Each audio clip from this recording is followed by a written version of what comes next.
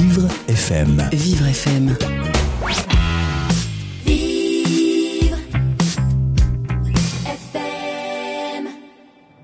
Vous savez, tout d'abord, je veux vous saluer. Je crois que avoir une radio aussi pour les jeunes en situation de handicap, c'est extrêmement important parce que l'UNESCO fait beaucoup de travail de sensibilisation, mais pas seulement de la sensibilisation des personnes handicapées. Nous savons que malheureusement environ 15% de la population au monde et nous considérons qu'il n'y a pas suffisamment d'attention, il n'y a pas suffisamment d'outils de l'inclusion sociale de ces gens-là. L'UNESCO vient d'organiser une conférence extrêmement importante en Inde, au Delhi, au mois de novembre dernier, pour comment utiliser les nouvelles technologies dans les domaines de l'inclusion des personnes en situation de handicap. Et c'est là aussi que la radio joue un rôle. Effectivement, quand on parle des nouvelles technologies, malgré le fait qu'on dit parfois que la radio c'est un média de longue date, c'est parmi les plus anciennes, je dirais, mais l'adaptation aujourd'hui aussi, l'impact de la radio attire toujours l'attention et plutôt des jeunes. Et cette journée, parce que vous me préguntez de poser les questions sur la paix et le développement durable, c'est encore une fois pour la jeunesse. C'est pourquoi nous avons dédié cette journée aux jeunes, pour les jeunes. Et quand on parle de la paix et développement durable, je crois que c'est exactement le sujet aujourd'hui. Nous voyons malheureusement que la paix est menacée par des conflits, par la montée d'intolérance, par la violence, je dirais par le manque de respect vers les autres. Nous voyons aussi qu'il y a une fragmentation de la société, l'environnement est menacé.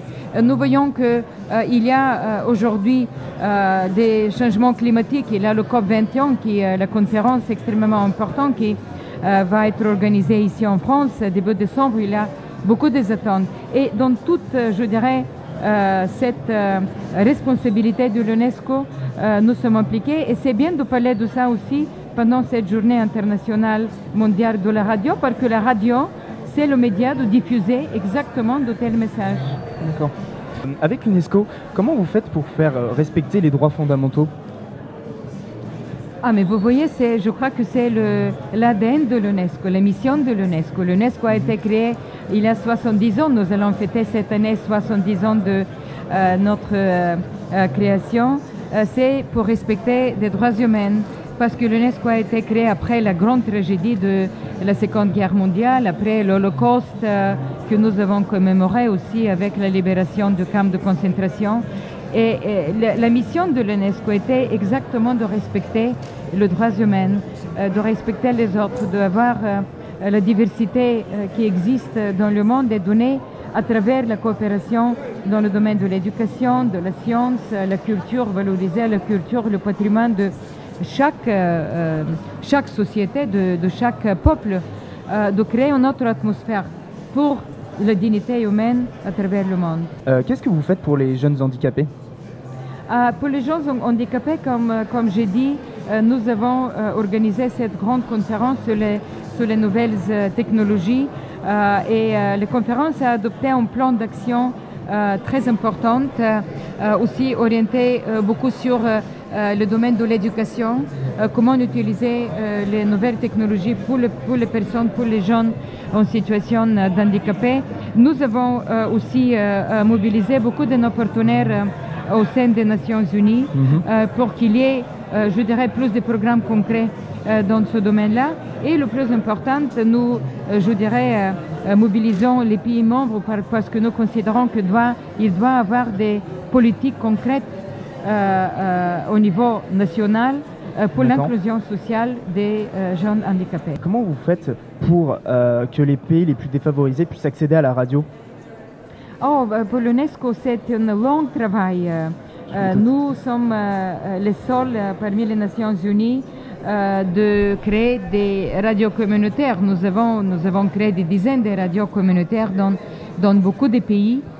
Et parmi les pays les moins développés, je dirais, parfois c'est la seule manière, le seul outil de communication pour donner des leçons dans le domaine de l'éducation, pour former les enseignants. Même parfois, on les utilise pour donner des cours d'alphabétisation.